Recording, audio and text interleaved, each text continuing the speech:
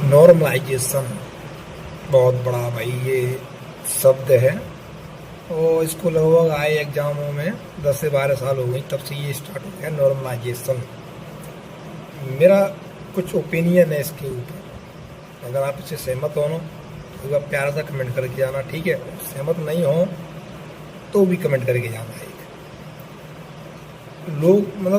लोग क्या, अपन जैसे भाई लोग कहते हैं अरे तेरी शिफ्ट सरल है, मेरी शिफ्ट हार्ड है। और सभी टीचर भी एक अनुमान निकाल देते हैं कि एवरेज निकाल के इस शिफ्ट का एवरेज इतना है तो ये वाली शिफ्ट जो है हार्ड है, और इस शिफ्ट का स्कोर ज़्यादा है तो ये वाली शिफ्ट जो है इजी है। तो मैं कुछ बातें रख रहा हूँ, अगर आप उससे सहमत हो तो आप मुझे बता देना, ठीक है। देखो एक चीज़ है, पहली बात भाई कोई ना शिफ्ट सरल होती है ना कोई हार्ड होती है, पहली चीज़, ठीक है। एक एग्जांपल दे रहा हूँ मैं, 2 शिफ्टों में पेपर हो रहे हैं, ठीक है। एक आज पेपर हो रहा है, एक कल पेपर हो रहा है। दोनों ही शिफ्टों में 100 बंदे बैठे हैं एक हॉल में, ठीक है। 100 बंदे आज भी बैठेंगे और 100 बंदे कल भी बैठेंगे। भाई ध्यान से सुनना मेरी बात को और समझना मैं क्या कहना चाह रहा हूँ, ठीक है। आज मांगे जो 100 बंदों में से ऐसा तो नहीं है भाई 100 बंदे बैठे हैं तो 100 के 100 मतलब एक ही माइंड सेट के होंगे। कोई ज़्यादा होशियार होगा, कोई कम होगा, कोई बिल्कुल निठल्ला होगा, किसी ने बस फॉर्म भी डाला होगा तो चलो बस पेपर भी चल रहा है, ऐसे भी होंगे।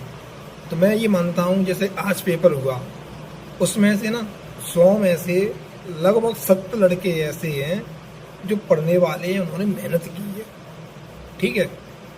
तो भाई उसका एग्ज़ाम हुआ। अब उस 100 नंबर में से 70 बंदों के मान के चलो नंबर आ गए 60, ठीक है। अब कल एग्ज़ाम होता है उसी एग्ज़ाम का, उसमें भी 100 बंदे बैठे हैं। अब उसमें क्या होता है, जो पढ़ने वाले बंदे हैं उनकी जो संख्या है वो कम है, वो है 30। कितने हैं? 30। और भाई उसका जो फिर एवरेज निकालते हैं तो उसका एवरेज आता है भाई 45। पेपर वही है, पैटर्न भी सेम वही है, क्वेश्चन भी सेम वही है। अब अंतर क्या है, पहले दिन जो एग्ज़ाम हुआ था उसका जो एवरेज निकल के आया उसका था 60। दूसरे दिन जो एग्ज़ाम हुआ है ना उसका जो एवरेज निकल के आया है वो है 45।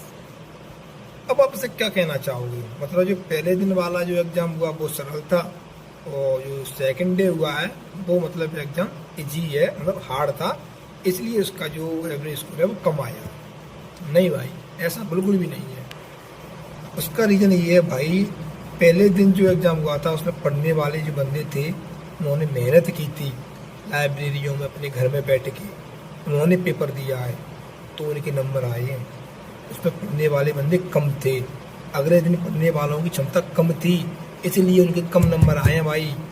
ये तुम कह रहे हो ना कि मेरी शिफ्ट हार्ड है मेरी सरल है, भाई कुछ नहीं है, ये सब एक जैसे हैं। अब ये कह रहे हैं सब लोग जो 10 तारीख 17 तारीख वाले जो हैं ये सबसे हार्ड शिफ्ट है। तो भाई एक काम करो, मैं भी टेस्ट लगाऊंगा, मैं कल वीडियो डालने की कोशिश करूंगा।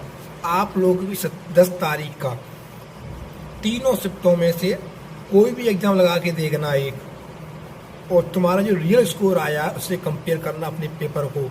ये जीता कि मेरा ये वाला एग्ज़ाम भी जीता, भाई सेम एक ही लेवल आया है शुरू से लेके एंड तक, तो फिर ये हार्ड ही कहाँ से हो गया। ये सब अपना माइंड सेट है, कुछ नहीं है, ठीक है। बस जो एग्ज़ाम हॉल में बैठते हैं उसके ऊपर डिपेंड करता है इसमें पढ़ने वाले कितने हैं और नहीं पढ़ने वाले कितने हैं, ठीक है। बस वही किस्मत खेल जाती है। क्या पता जिस इस पर मैं पेपर दे रहा हूँ उसमें सब पढ़ने वाले आ जाएंगे, पढ़ने वाले आएंगे तो ऑब्वियसली भाई सब 50 स्कोर करेंगे, और एक तुम्हारी किस्मत है तुम उसमें पढ़ने वाले कम बंदे हो और ऐसे ही ज़्यादा हैं बिना पढ़ने मर्जी लेने वाले, फॉर्म डाल दिया बस, तो भाई तुम्हारे स्कोर तो अच्छा आ गया, लेकिन एवरेज निकालोगे तो कम हो गया, तो भाई तुमको तो मिलेगा 12 14 15 नंबर। और जो बंदा कुछ नहीं है, अब क्या कहो, तो ये है नॉर्मलाइजेशन भाई, ठीक है। ये फंडा नॉर्मलाइजेशन का कोई फंडा नहीं है, आज तक ना ये नॉर्मलाइजेशन किसी को समझ में आया है और ना ही भविष्य में कभी किसी को समझ में आएगा।